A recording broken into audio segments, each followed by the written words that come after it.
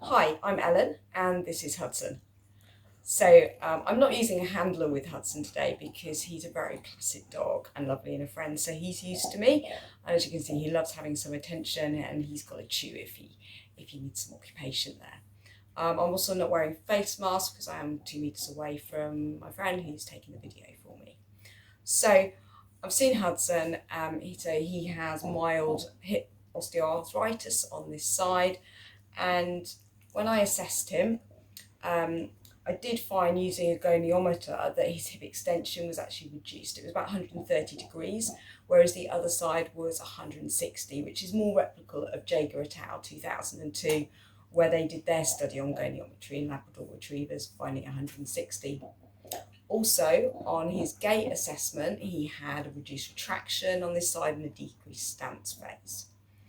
So as I say, there are some myofascial trigger points here in the iliopsoas muscle, his hip flexors.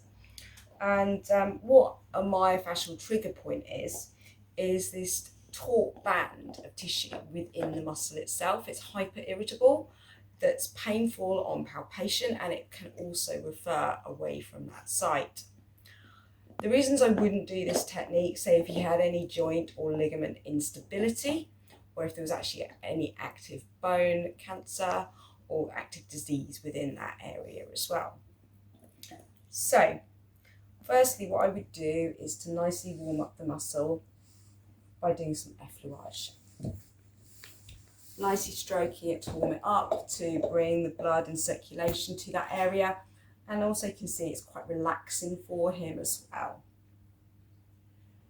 Then I come in onto that band, as you can see there. He's had a slight pain response by turning his head around. There's a bit of panting as well with a bit of stress. So I'm holding, providing that ischemic pressure, sustained pressure, for 30 to 60 seconds. And actually a human study has shown just a single treatment, and this was by Morosco et al. 2017, they found that increased that pressure pain threshold using pressure oximetry. So he's relaxing there, and I'm just feeling that trigger point reducing pressure. So then I would provide a nice stretch of those hip flexors, holding that for 30 seconds.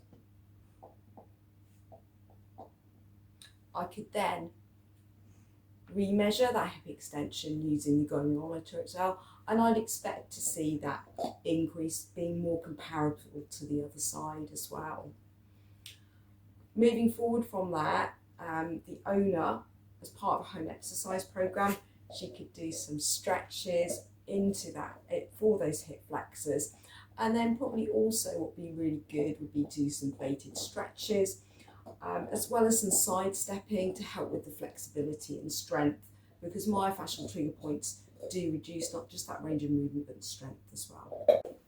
So in summary, Hudson had myofascial trigger points here in the iliopsoas, which had reduced his range of movement into that hip extension.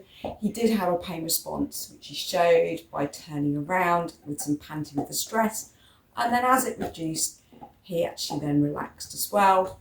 And on reassessment, I would expect that hip extension to be comparable to the other side. Thank you.